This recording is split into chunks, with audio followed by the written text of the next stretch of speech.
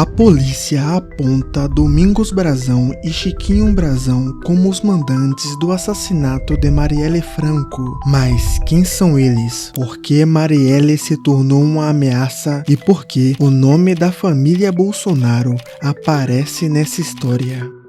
Os irmãos Brazão fazem parte da política fluminense há décadas. Chiquinho Brazão foi deputado federal do Brasil de 2019 até 2025 e seu irmão Domingos Brazão ocupou cargos como deputado estadual por 5 mandatos. Também foi vereador e mais recentemente foi conselheiro do Tribunal de Contas do Estado do Rio de Janeiro. Isso revela que a família Brazão acumulou poder e influência no Rio, especialmente na zona oeste da cidade, que é também o principal reduto histórico das milícias no Rio. Ao longo dos anos, Domingos e Chiquinho tiveram seus nomes associados a diversas acusações, que vão de fraude, corrupção e até homicídios. Eles também sempre tiveram seus nomes ligados à milícia do Rio de Janeiro, tanto que, em 2008, Domingos Brazão teve seu nome incluído no último relatório da CPI das milícias do Rio. Essa ligação deles com a milícia ajuda a entender o contexto, mas o conflito direto com Marielle começa em um projeto específico, apresentado na Câmara Municipal do Rio de Janeiro em 2016. O projeto de lei complementar número 174, de autoria de Chiquinho Brazão, ficaria conhecido como a Lei do Puxadinho. Na prática, o projeto tratava da regularização de terras e construções irregulares, principalmente na zona oeste do Rio de Janeiro. E, à primeira vista, isso até pode soar como algo positivo, mas, para entender o real impacto desse projeto, você precisa entender como a milícia ganha dinheiro com terrenos. Primeiro, a milícia invade os territórios públicos ou privados. Depois, esses terrenos são divididos em lotes para as construções de casas que são vendidas de forma ilegal. E mesmo depois da venda, o controle continua. Quem mora ali paga taxas e é obrigado a contratar serviços como internet, gás e segurança. Na prática, a milícia vira dona do território. Agora imagine o seguinte: um território tomado de forma ilegal sendo transformado por lei em um território legalizado. Era exatamente isso que o PCL permitia. O projeto facilitava a regularização de áreas ocupadas irregularmente. Para a milícia, isso era o cenário perfeito, porque um imóvel ilegal vale pouco, mas um imóvel legalizado vale muito. Por isso, o sonho da milícia era que esse projeto fosse para frente.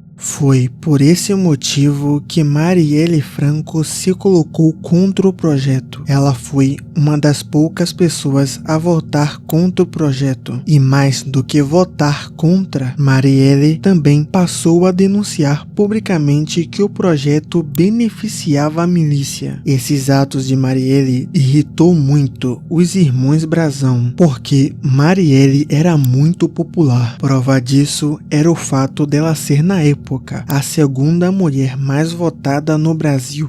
No meio do caminho, a Marielle já tinha 16 mil votos, assim, já tinha superado a expectativa dos mais otimistas.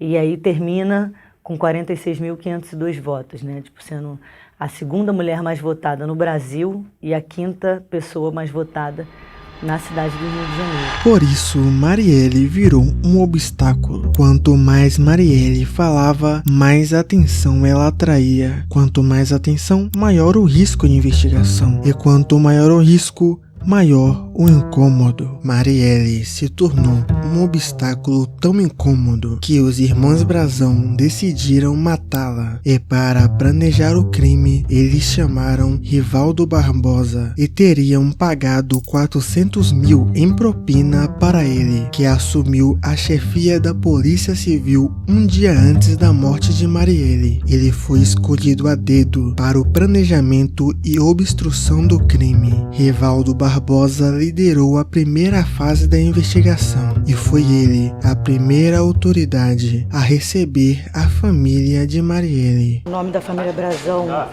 não nos surpreende tanto, O nome de Rivaldo Barbosa, sem dúvida nenhuma, para nós foi uma grande surpresa, em especial considerando que ele foi a primeira autoridade que recebeu a família no dia seguinte, dizendo que seria uma prioridade da Polícia Civil a elucidação desse caso. E hoje saber que um homem do qual nos abraçou, prestou solidariedade e sorriu, dizendo que esse caso seria uma prioridade, hoje tem envolvimento nesse manto. O planejamento do crime começou em 2017, quando um homem chamado Laerte Silva se infiltrou no PSOL para conseguir informações sobre a rotina da vereadora. Após isso, Edilson de Oliveira, que depois foi morto para fins de queima de arquivo, era o homem que fazia os intermédios entre os planejadores do caso e os que iriam executar. Ele contratou Maxwell Lemons, que foi o responsável por providenciar o carro clonado, e também contratou Rony Lessa para ser o atirador. Lessa era ex-BOP e assassino de aluguel do Rio de Janeiro.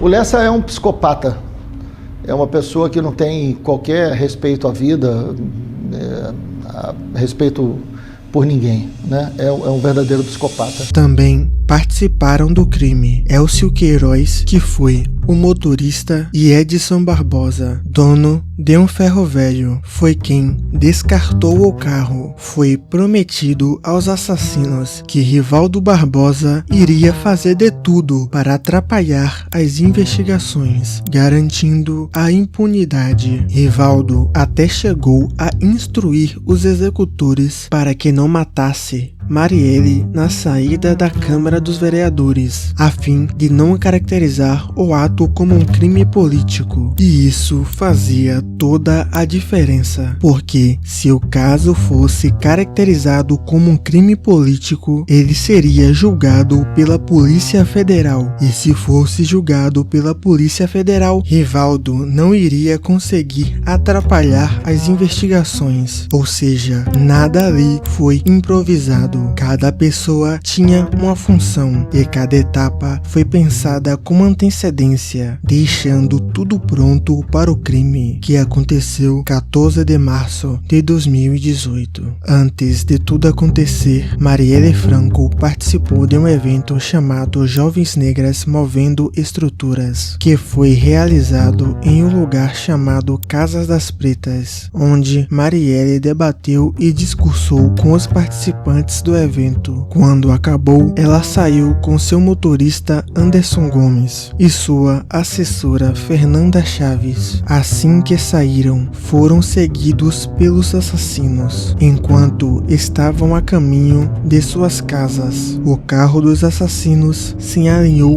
a eles e fez os disparos.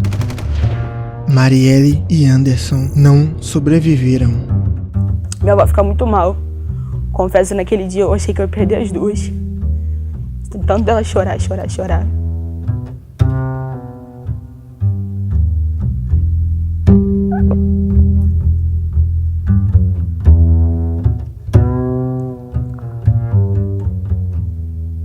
Eu sempre falo assim, vó, por favor, fica calma que eu não posso perder as duas no mesmo dia.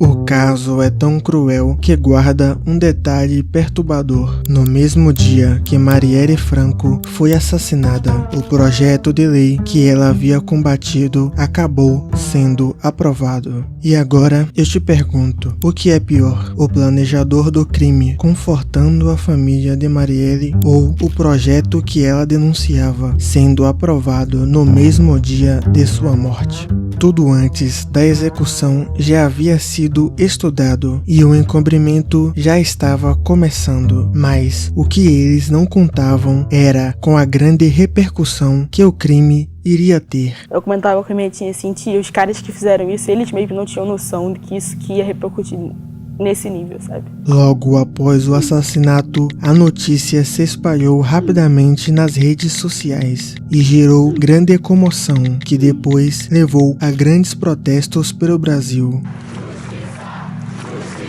O velório de Marielle também teve grande comoção. Companheira, me ajuda, que eu não posso andar só. O assassinato de Marielle não ficou apenas restrito ao Brasil. O caso também teve repercussão internacional. The assassination of a city councillor in Rio de Janeiro, a woman who embodied a new kind of politics on behalf of the country's poor. È morta così Marielle Franco, consigliera municipale e militante per i diritti umani. L'émotion restait forte ce vendredi au Brésil, 2 jours après l'assassinat de la conseillère municipale de Rio, Marielle Franco. Elle était l'un des symboles de la lutte contre les violences policières. The 38-year-old councillor has become a voice for gay and black rights, as well as fighting against police violence in poor areas of the city. We begin tonight in Latin America's largest country, Brazil, where people are demanding justice for a slain politician. The murder of Marielle Franco has drawn thousands of people out onto the streets of Rio.